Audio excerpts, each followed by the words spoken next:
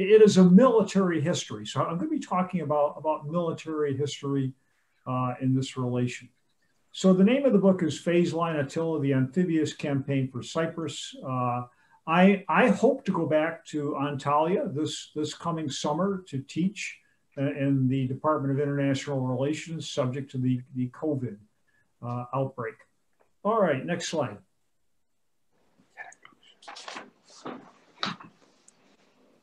Okay, next slide, if we could. There we go. I'll be doing some introductions. I will then talk about the background to the problem, and then the Turkish plan, and then how the plan changes into what the Turks call the Cyprus Peace Operation. I'll end up with my findings, and we'll go into the question and answer period. Okay, next slide. All right, so I'm, as the ambassador said, I'm a military historian. I spent 27 years in the United States Army, which gives me context. It gives me operational experience. So I understand the difference between a platoon and a battalion. I understand how long it takes for an infantry company to march 20 kilometers and then go into action. I understand how soldiers think, and I understand military planning. The second half of my life, I've been a teacher and a university professor, and with a specialty in military history. So I am a doctor of military history from the University of Leeds in the United Kingdom. Those are some of my, I'm very lucky that my work is well received in Turkey, and many of my books have been translated into Turkish. There are a number of them I'm showing below, and I hope at some point that a publisher in Turkey will decide to translate and publish Line Attila. Next slide. Okay, Line Attila. I have a co-author. And the handsome gentleman in the middle is my good friend and co-author and colleague, Mesut Uyar. Mesut was, he's a retired colonel from the Turkish army with extensive experience in NATO. He's been to Afghanistan, he's been to Kosovo. He's had extensive service in the Southeast in the war against the PKK. He is the Dean of Business and Social Sciences at Antalya Blum University. And in the right-hand side of the slide is our first book that we co-authored together, Ottoman Military History. It's been very well received and translated into Turkish. He's the lead author of Ottoman Military History. I was the lead author of Line Attila. So I'm very pleased to introduce him. You're going to be hearing a lot from Mesut in the future. He's recently published a history of the Ottoman army in the First World War. It's a better volume than my work from 2001. Okay, next slide, please. Okay, so why is the Cyprus operation important? Since World War II, there have been a limited number of large-scale amphibious operations. An amphibious operation is one that is launched from the sea to the shore.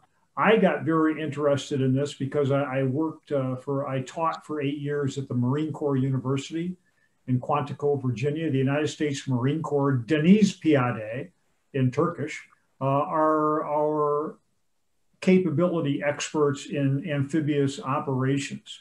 Since World War II, what we're looking at on this slide are all of the large-scale operations. And most Americans would be familiar with MacArthur's landing in Incheon, Korea.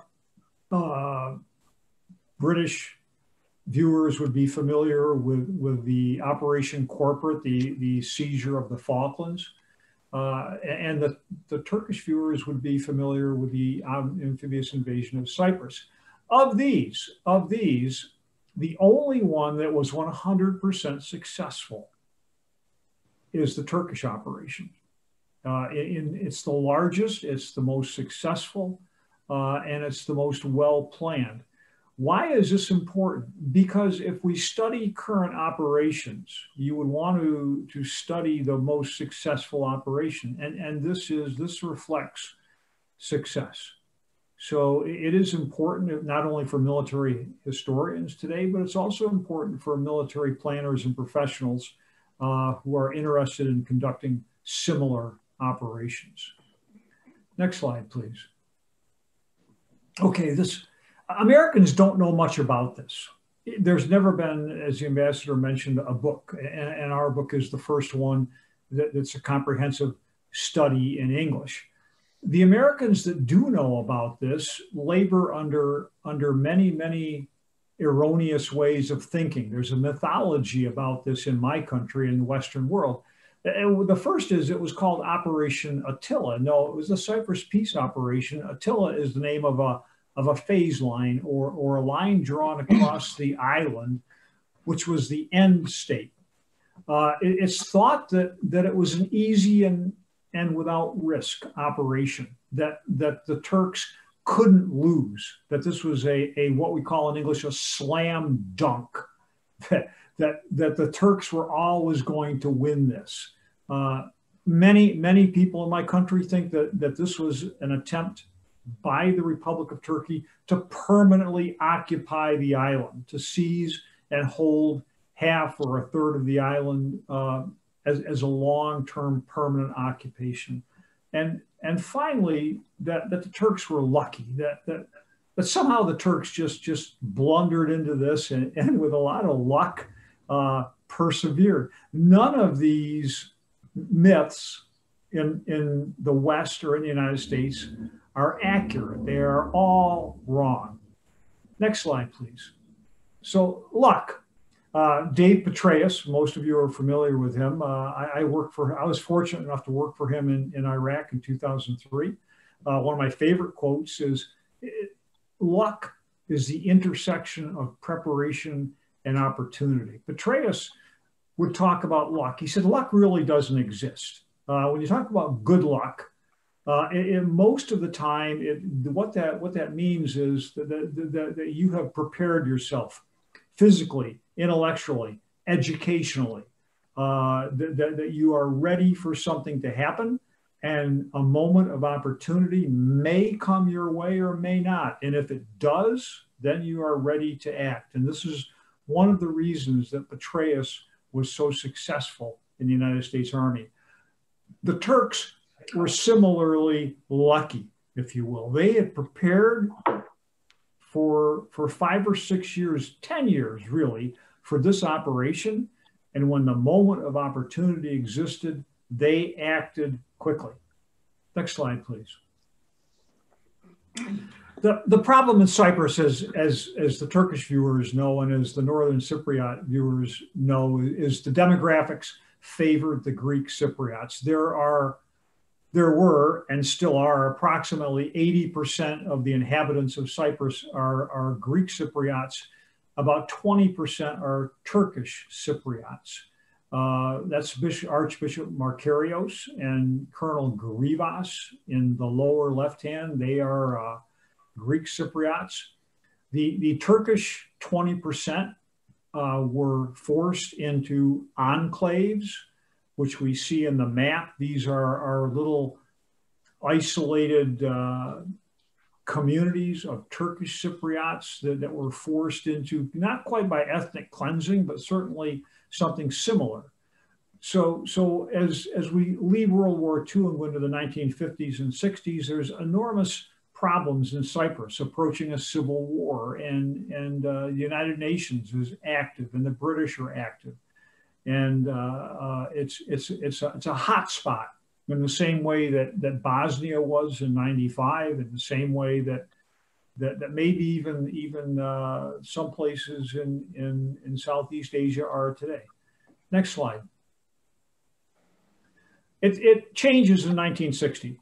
The British, who have owned Cyprus since 1878, finally decide to leave. They have already left India. They've left Palestine. They've left Kenya. They've left Malaya.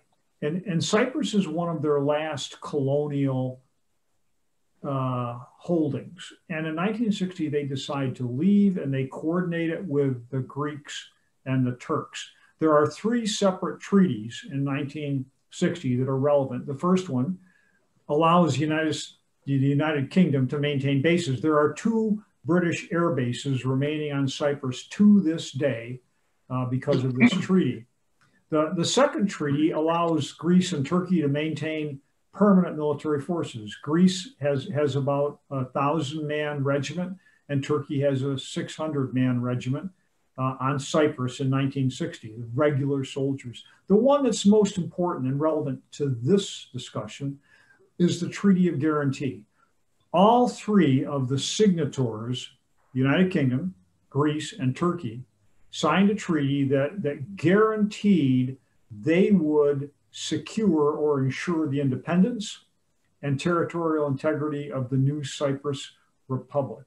All the 2 main signatories, the Greeks and the Turks, agreed also that neither one would try to unify the new republic with those host countries. The important thing is that all 3 guaranteed the integrity and security of the republic. Next slide. After 1960, there are still many outbreaks of violence, and the Turkish Cypriot communities and their enclaves are subject to terrorist attacks, they're subject to isolation, and they're subject to discrimination. So in the 1960s, the Turks start to think about what would happen, how would we get onto the island if we had to undertake the obligation under the Treaty of Guarantee to intervene in the island. The Turks don't have airborne forces. They don't have paratroopers. They don't have Marines. They don't have really commando and helicopter units. So in the 1960s, the Turks start to develop capabilities that they never had. The Deniz Piyade Alay, the Turkish Marine Infantry Regiment, the Turkish Airborne Brigade, the Turkish commando battalions, all those capabilities are developing in the 1960s. And by the 1970s, these are pretty well developed.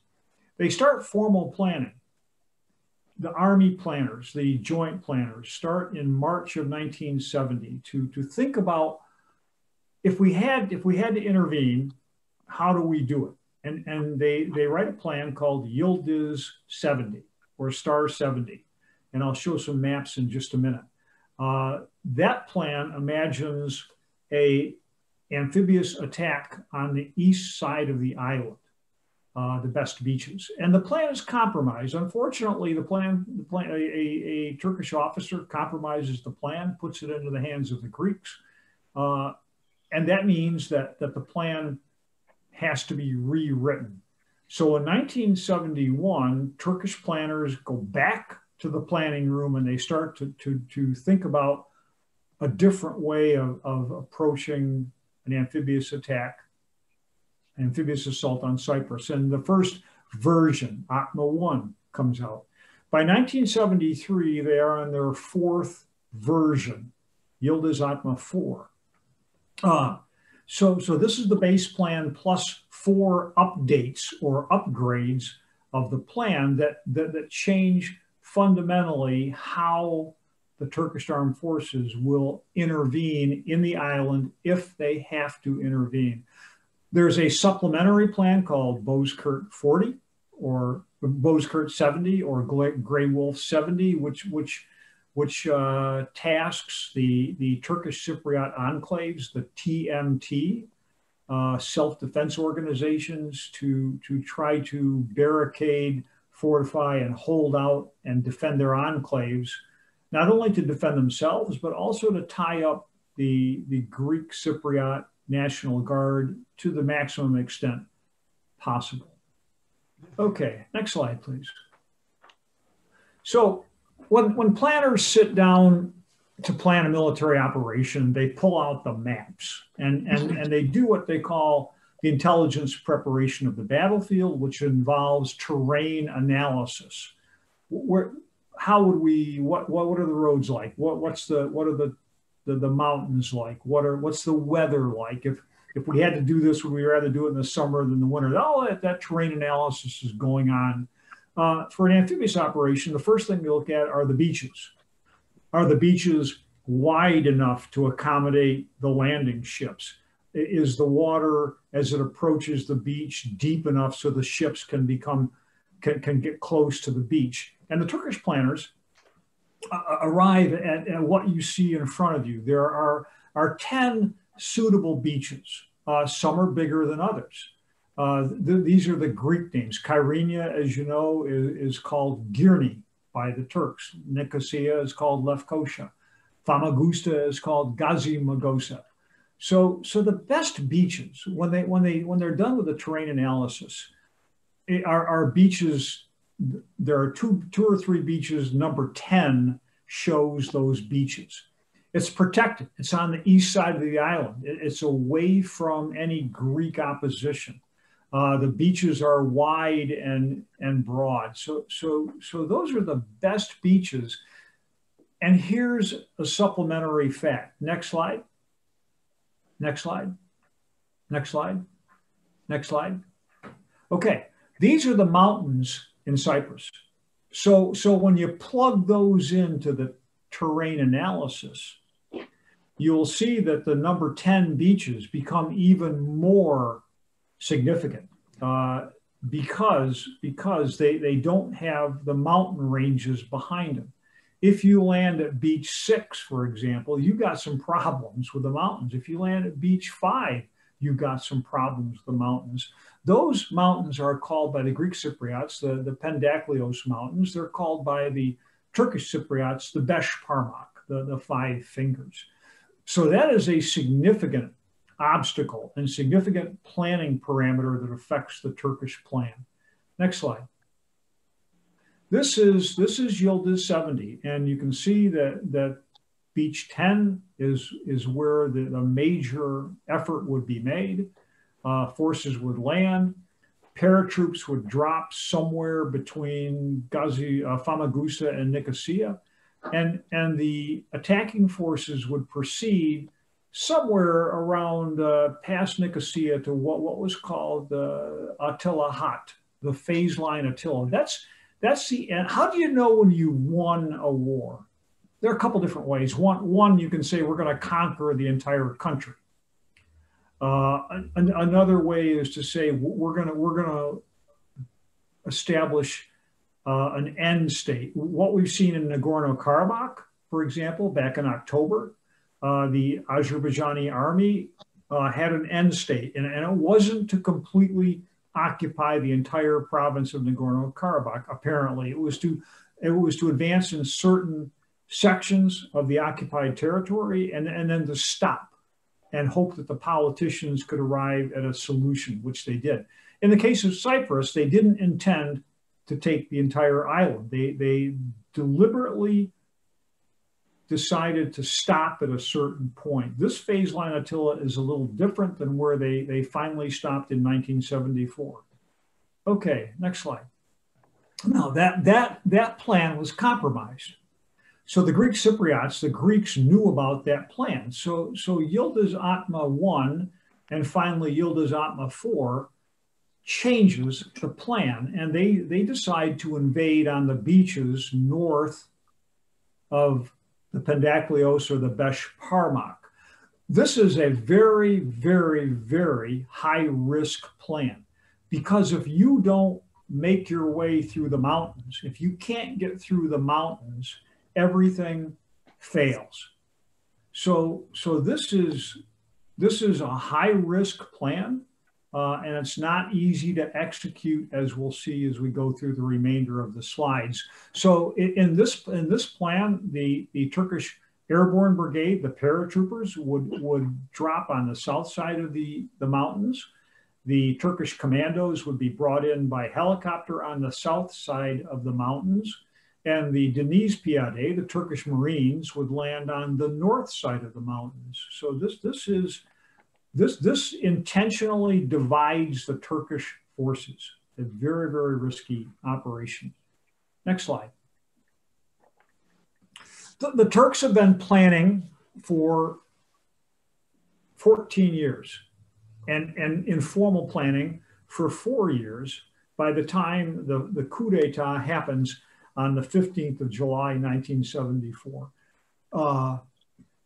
Greek Cypriots, led by Nikos Samson, the individual you see in the upper left-hand corner, had a coup d'etat to change the government. They seized control of the the Republic of Cyprus government in Nicosia with the objective of enosis. Enosis is a Greek term for the unification of the mainland of Greece with the parts of the Mediterranean where Greeks live and have lived for numbers of years. So this would, enosis means unification. The objective of the coup d'etat,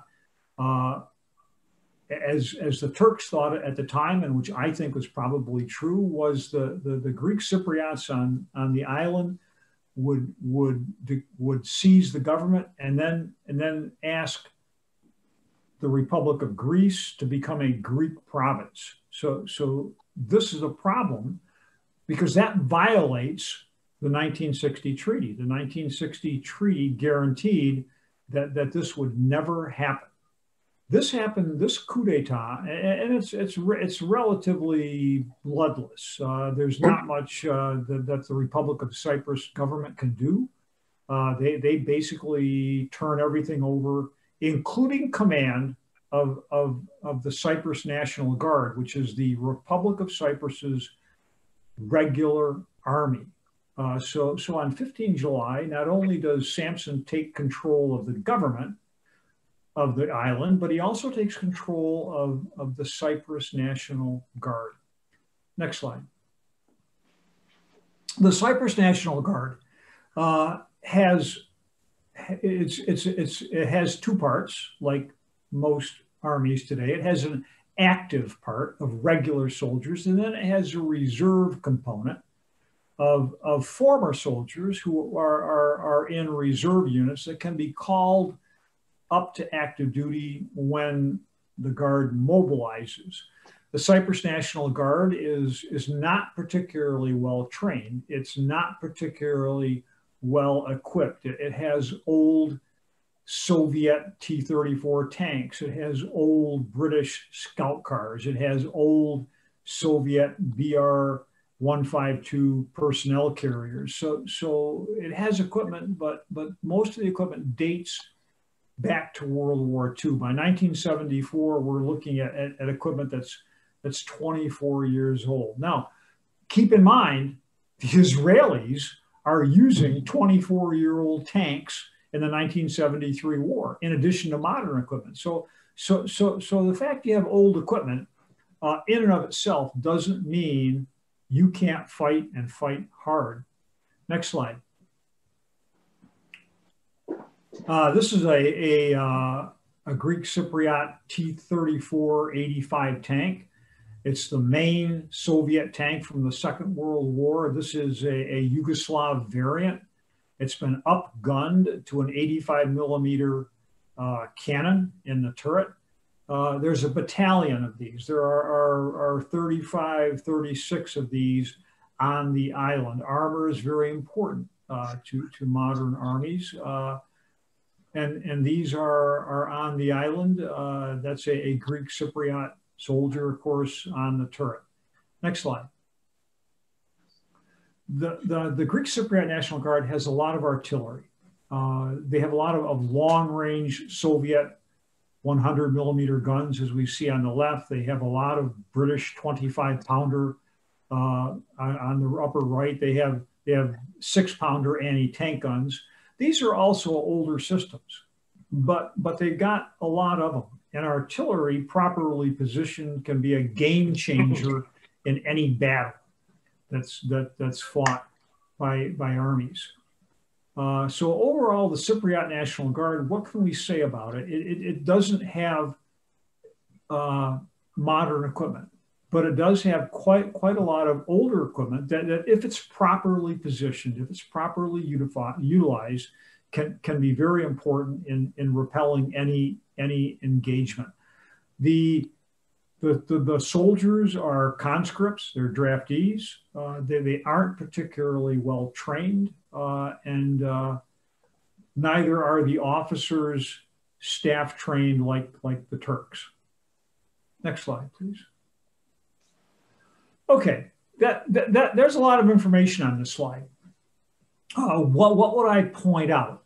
That the Cypriot National Guard is in position, possibly, to effectively repel the Turkish amphibious invasion. The commandos are the elite of the Turkish, of the Cypriot National Guard, and the three elite commando battalions are in the Besh Parmak, up on top of the mountains, overlooking Girne or Kyrenia. The importance of this will become clear in just a minute. The bulk of the armor and the artillery is down in the Lefkoşa or the Nicosia area.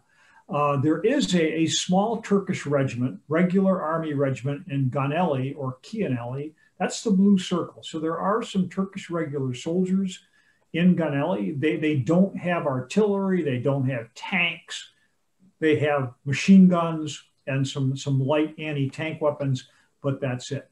Now, why is the Cypriot National Guard deployed like this? The Cypriot National Guard is deployed to keep the coup in power. So on the 15th of July, when Nikos Samson takes over and the Cypriot National Guard comes under his control, he's not thinking about the Turkish intervention. He's thinking about, as most coup plotters would, taking over and retaining power. In the aborted Turkish coup in 2016, those coup plotters were unable to, thankfully, thank God, they were unable to take full power of the Turkish government. So Samson, this is a very successful coup. They take over, but it leaves the army in bad positions to actually fight another army. It leaves them in good positions to maintain the coup, but in bad positions to repel a Turkish invasion. Next slide. The Turkish advantages. As I said earlier, the Turks weren't just lucky. The Turks just didn't stumble into a successful operation because they were lucky or fortunate. They have a number of advantages that I'll talk about. The first advantage is the operational area itself. For the coup to succeed, it needed to have the support of Greece, or it needed to have the support of the international community. They were counting, they really believed, the coup plotters, Samson and the Cypriot, the Greek Cypriot colonels and generals really thought that the Republic of Greece, their armed forces would come to their assistance. And you see the dilemma in that case. It's a long way from Cyprus for the Greek armed forces to intervene.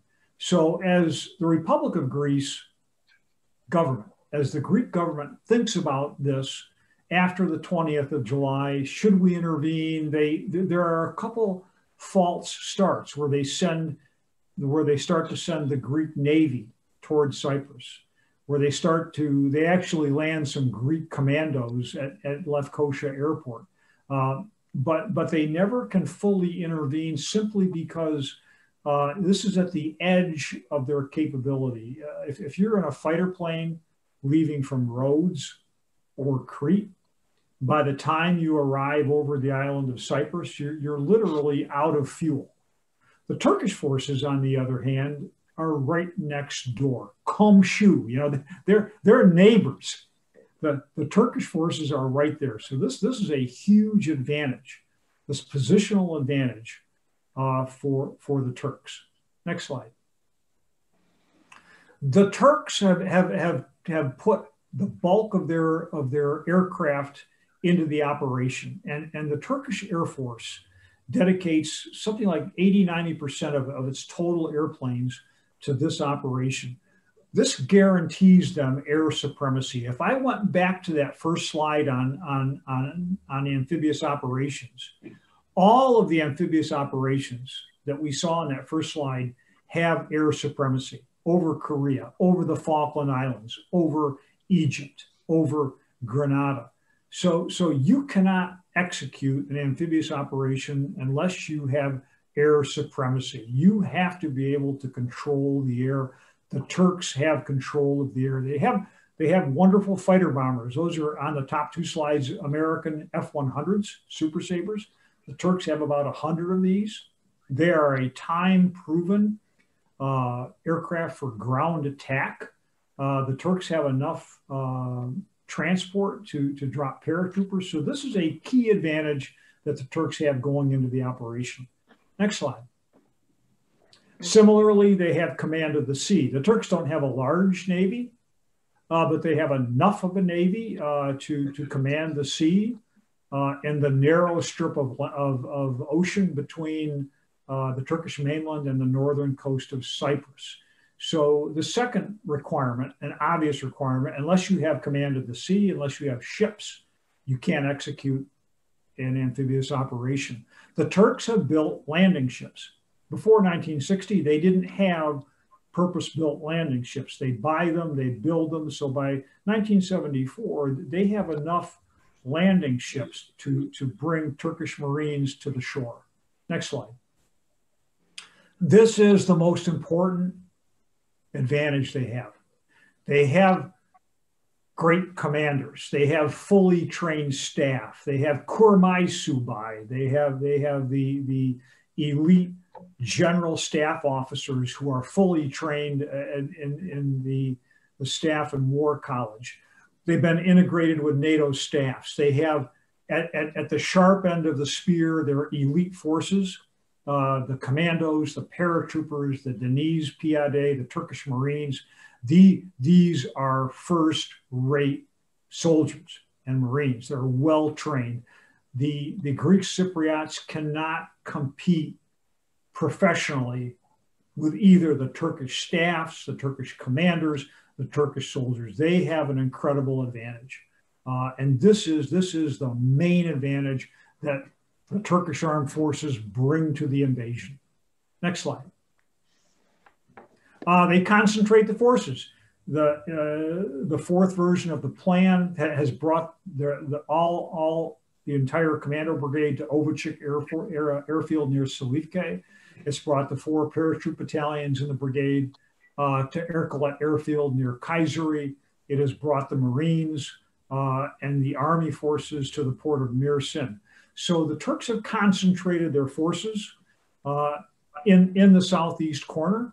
The operation is commanded from the Turkish part of İncirlik Air Base.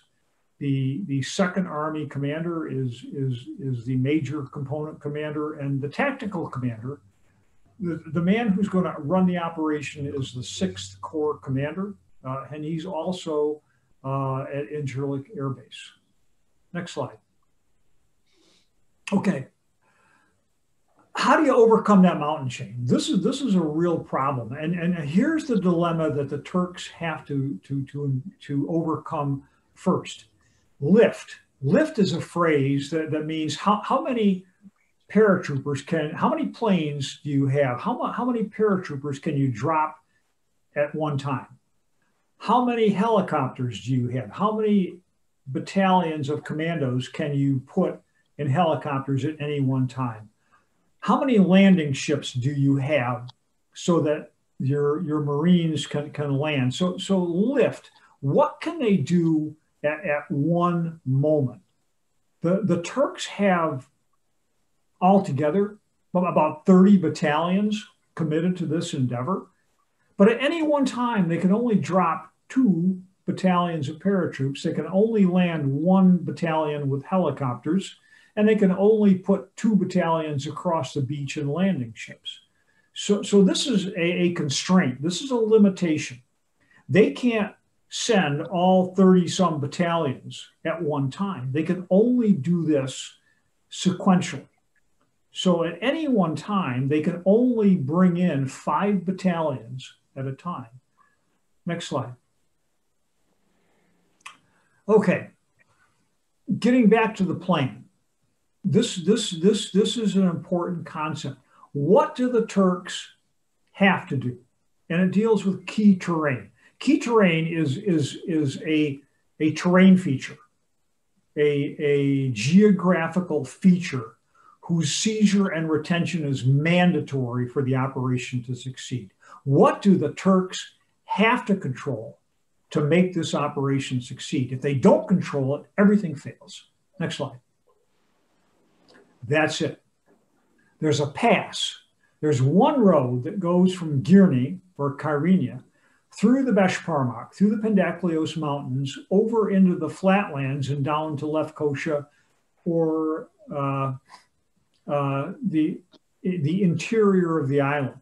If you don't control that road through the pass, what's called Boğazköy Pass, the Boğaz Pass, or the Aradog Pass by the Greek Cypriots, then everything is lost.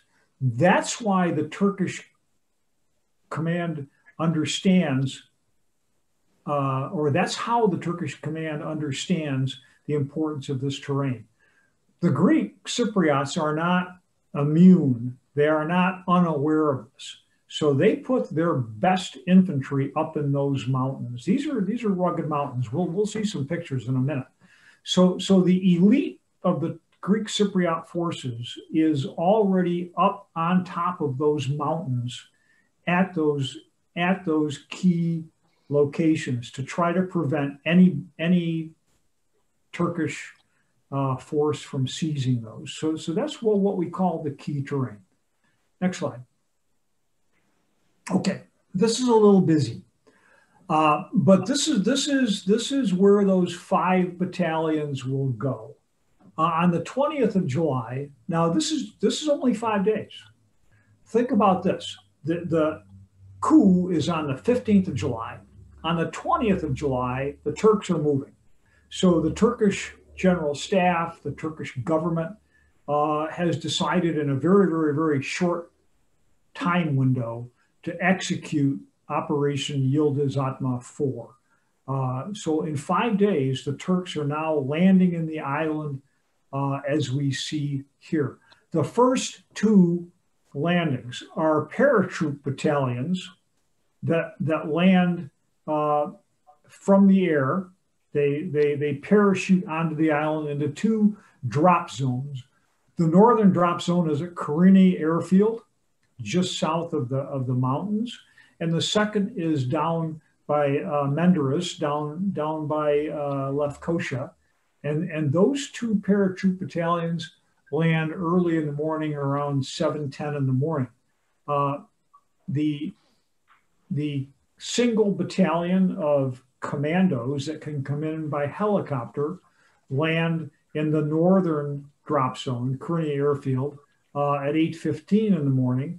And then by 8:35, the 2 Turkish Marines battalions are landing at a beach west of Girne. So what's important to know about this? By 8:30 in the morning, on the 20th of July, the Turks have brought in their 5 battalions. And they're in these locations: on the beach, south of the mountains, and down by Lefkosia. Next slide. They are not able in the initial assault to take the key terrain. There's the key terrain again. Remember, the Greek commandos hold that. Why wouldn't you land helicopters and paratroopers on the key terrain immediately? And the answer is it's too rough. It's rugged mountains.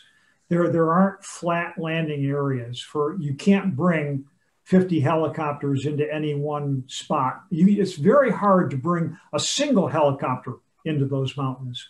So it's impossible to land helicopters. It's impossible to drop paratroopers up in those mountains. So that answers the question, why not try to take the key terrain immediately? The answer is it's just too rugged. The mountains are too rugged and too tough. Next slide. That's what the beach looks like.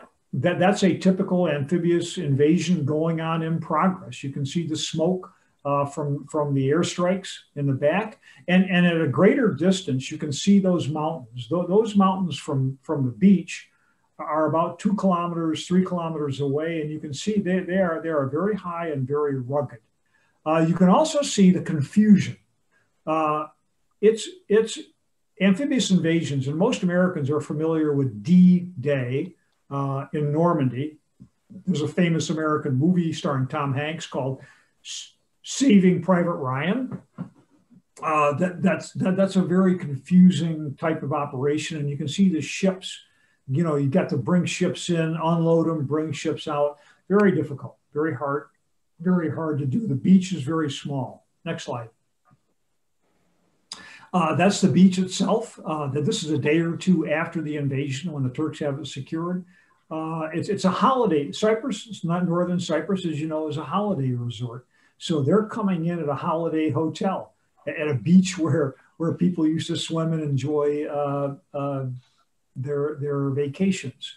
But it's a very small beach, not easy to bring in a large force. Next slide. That's several days after the invasion, and you can see it's more or less peaceful, and the Turks are bringing in more reinforcements into those same beaches. Next slide. There are 2 ways of getting soldiers into the island from the air. This is called the airhead. There's a beachhead where the Marines come in. There's an airhead where the paratroopers come in. On the left, those are paratroopers landing. I think it's the drop zone down by Lefkosia. And you can see you need a lot of space. You need wide open, flat areas to drop paratroopers. Similarly, the helicopters that bring in the commando battalions need also a flat area, or ideally an airfield.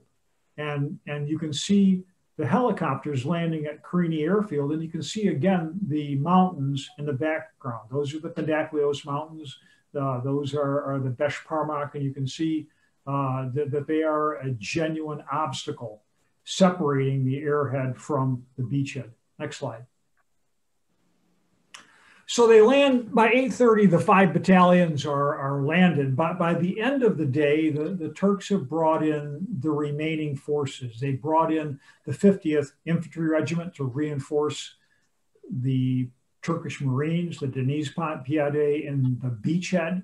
And they brought in more commando battalions, and they brought in paratroop battalions.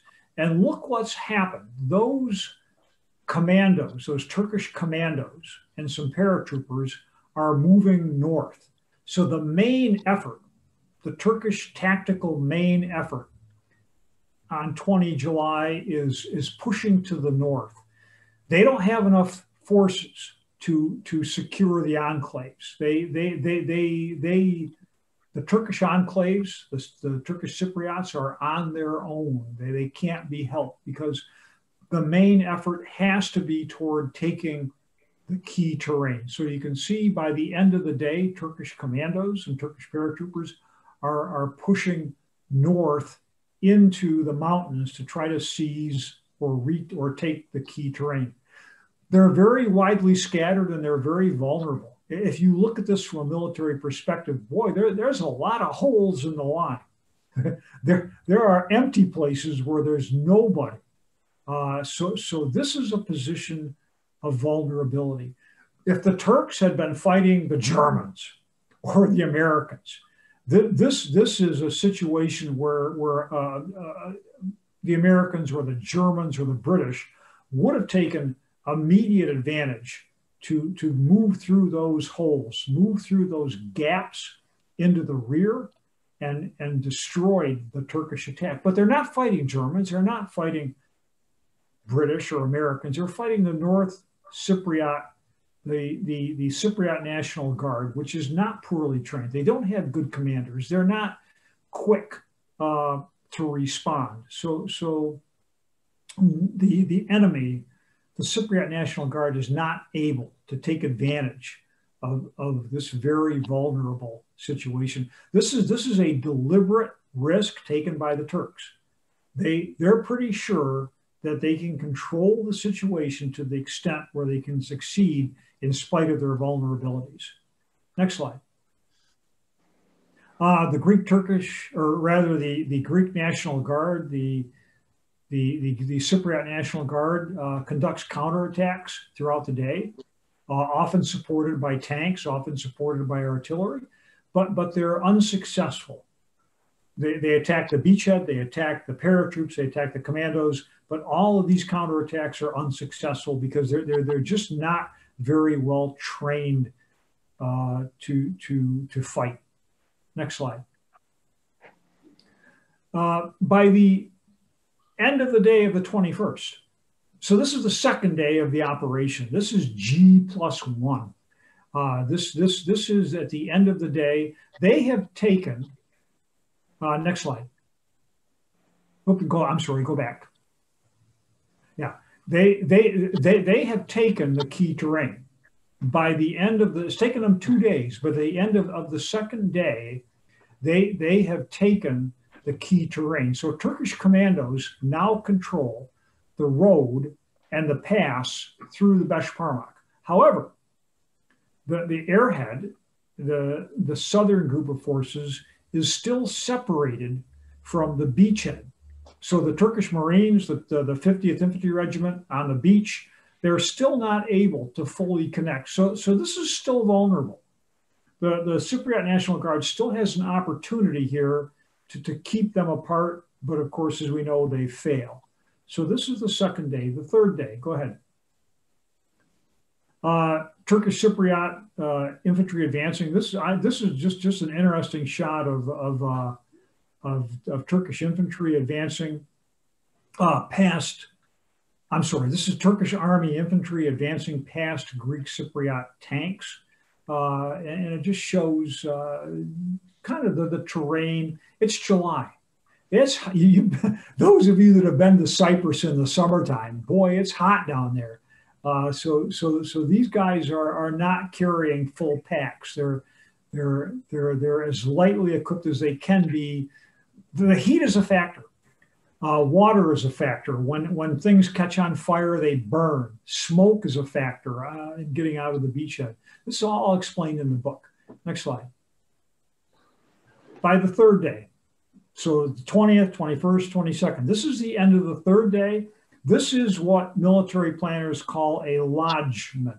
A lodgment is the connection of the airhead with the beachhead. And you see there by the end of July 22nd, the Turkish forces have unified, and now they command the area between the shore at Girne or Kyrenia, all the way down to the Turkish regiment at Gianelli or Canelli.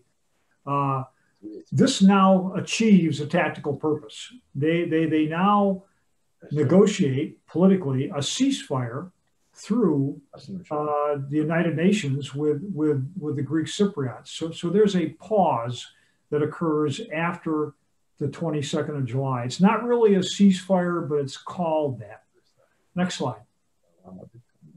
I've talked about the American mythology. This is what the Americans think they expect to see.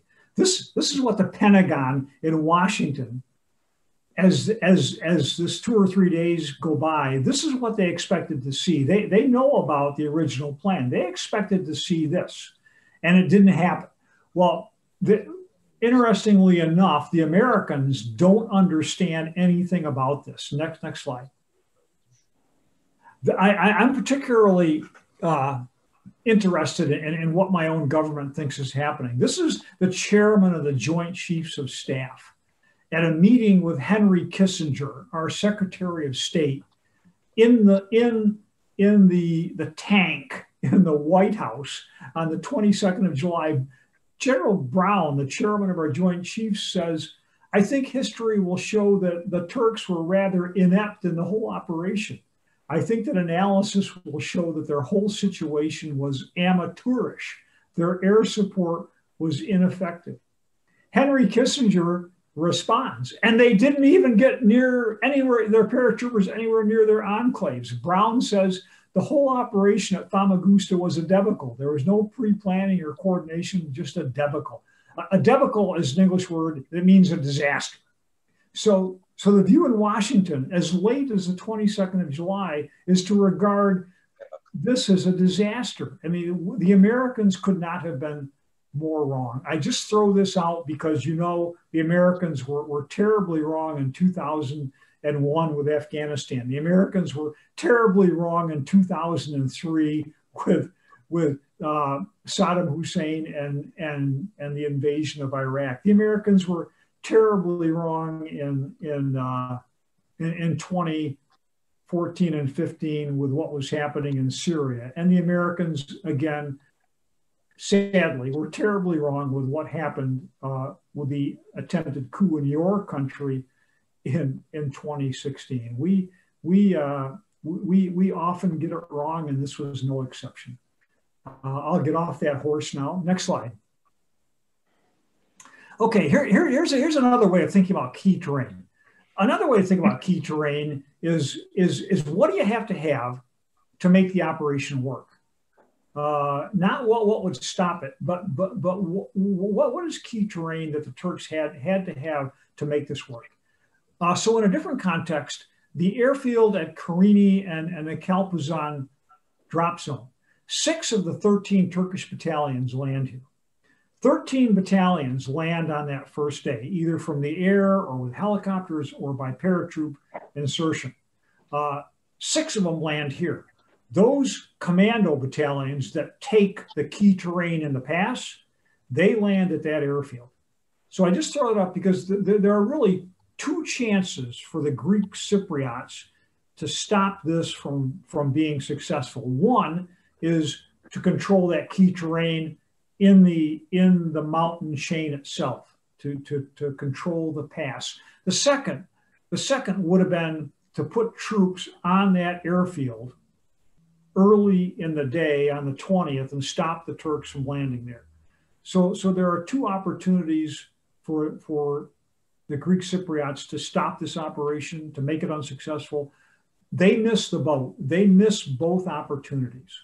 So that airfield, the Karini airfield, which is overlooked by the Greek Cypriot planners, is the key to success to bring in the Turkish forces on the first day. Next slide.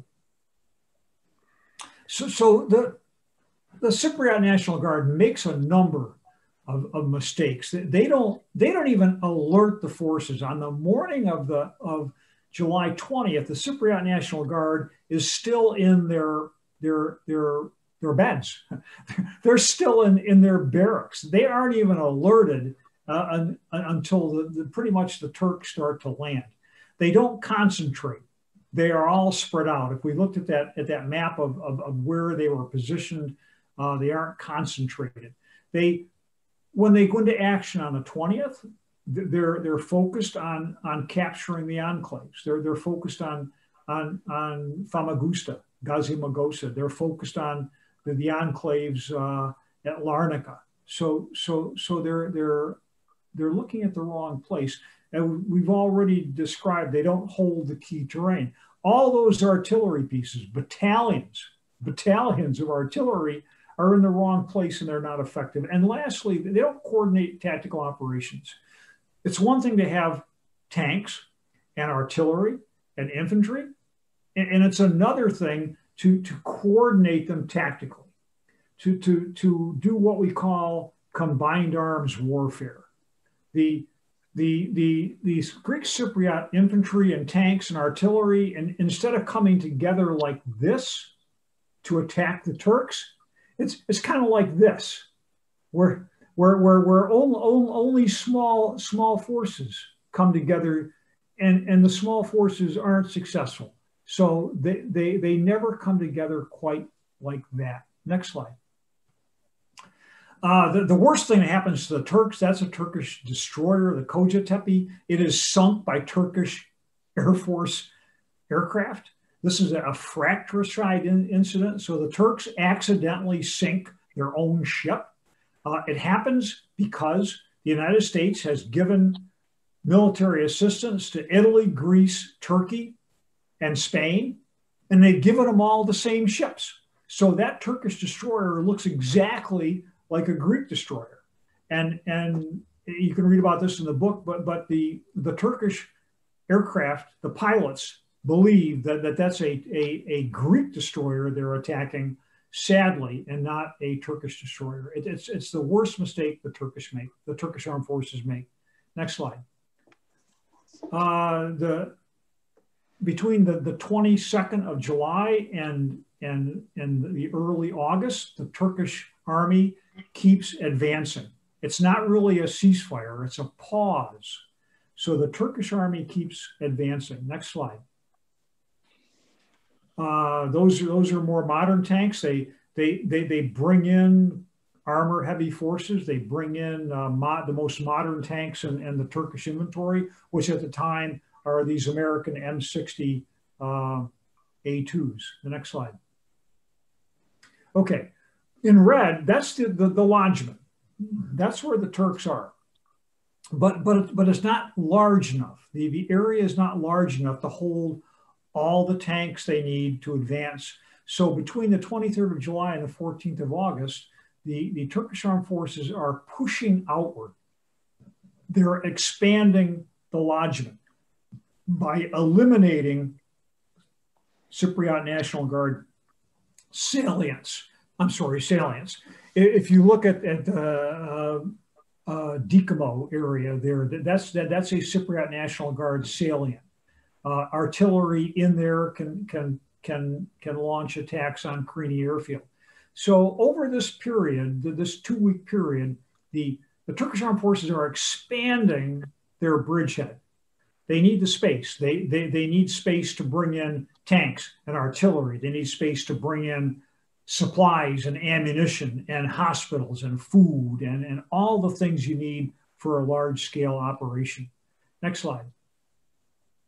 That's a Cypriot National Guard artillery attack. That's a Turkish position. And you can see in the middle, that puff of smoke, those are incoming artillery rounds. So expanding the lodgment, making that area bigger, reduces the opportunity for the Cypriot National Guard artillery to execute those kind of attacks. Next slide. On the 13th of August, the lodgment has been expanded into that perimeter, and the Turks have brought in 2 complete divisions, the 28th Infantry Division and the 38th Infantry Division. Those divisions are still in northern Cyprus today, by the way. They have never left. On the 13th of August, they then launch an attack. Next slide. This is the breakout. Those 2 divisions, I'm sorry, the 28th and the 39th, the main effort is to the east, toward the Carpathia Peninsula and toward relieving the enclave in Famagusta or Gazimagosa. There's a secondary effort to the west, but it takes them 2 days to complete the operation. So it's really a 3-phase operation. The first 3 days are to establish the lodgment, the next 2 weeks to expand the perimeter, and then the final 2 days, the breakout to complete the operation to phase Line Attila. Next slide. It's wildly successful. This is a famous photograph of Turkish infantry, a mechanized infantry squad that has relieved one of the enclaves. And you can see Turkish Cypriots on top, Turkish flags, young boys. This is a pretty big deal, not only for Turkey, but for the Turkish Cypriot communities on the island. Next slide. And that's where they wind up. They don't go as far as the initial planners wanted to. And the reason why they stop here where they do is Nicosia or Lefkosia is the capital. And the Turkish government and the Turkish military believes that if they take that city, international opinion, international thinking will turn against them. So they stop, not quite at the full extent of phase line Attila, but they control the northern third of the island. They leave the southern 2/3 in the hands of the Cypriot, of the government of Samson, of the government of what's called the Republic of Cyprus. Many of you have been to Cyprus. That line is called the Green Line. It is still to this day actively patrolled by United Nations peacekeepers. You'll frequently see Austrians, Argentines, Irish soldiers in the Green Line. I think there are about 3 battalions down there to this day. I've seen Austrians, Irish, and Argentines there myself. You may have seen others, but that's the situation. What I'm not showing here is the almost all of the Greek Cypriots in the south over the next year will go to the north. Almost all of the Greek Cypriots in the north will go to the south. So it becomes somewhat of a population engineering, so that today you may find here and there isolated Turkish Cypriots in the south. You may find isolated Turkish Cypriots in the north, but very, very few. And to this day, they have not been able to achieve a political solution. So up until today, this is Cyprus as we know it. Next slide. What would I tell you about the operation? I'm almost done with my presentation. It was brilliantly planned and professionally executed. This is as good as it gets. Amphibious attacks, amphibious operations, attacking from the sea, dropping paratroops. These are considered by military professionals to be the most complex, the most difficult, the most dangerous operations you can do, an Army, a Navy, and Air Force can do. This one, the planning was first rate. The execution, there are always little things that go wrong. The sum total of the little things didn't stop the Turkish armed forces from successfully completing this operation. So this was a brilliant operation. This is as good as it gets, to be honest. The Cyprus Peace Operation, this is risky. It was dependent upon that key terrain I talked about. It was dependent upon linking up the beachhead with the airhead. This was not without risk. This was not something that was going to succeed just because there were a lot of Turkish forces on the island. As I mentioned, there weren't a lot of Turkish armed forces on the island. They had to bring them in waves. So at any one time, there aren't a lot of Turkish forces on the island until really the end of the second day. So this is a risky operation. The Turks performed, they had excellent tactical leadership. There are some problems, as you'll find out if you read the book. But on the whole, this is a well-led, well-run operation. It is the only successful operational level campaign conducted since 1945 that was opposed. The Americans are very successful in Korea, but there's no enemy forces to oppose them. The British are very successful in their landing in the Falklands, but the landing spot is chosen because there are no Argentines on the beach. So what's different about this is there are enemy forces opposing the landings. And that makes this singularly unique. It's the only successful amphibious campaign conducted against opposition after World War II. Next slide. That pretty much ends my presentation. In May of 2021, as the ambassador has already mentioned, this is in the works right now. Prager Publishing in the United States is publishing it. It is the first in English book about the Turkish War of Independence, İstiklal Savaşı.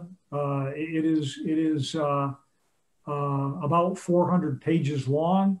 It's the first of its kind in English. I don't know if it will be translated into Turkish. I hope so, but I'm looking forward to getting this out so that the American public, which largely has no idea about the struggle for independence that the Turks went through between 1919 and 1923, has a full explanation, a full narrative available in English. So I'm looking forward to this. Next slide. With that, we can drop the slides and go back to the screen, and we can talk.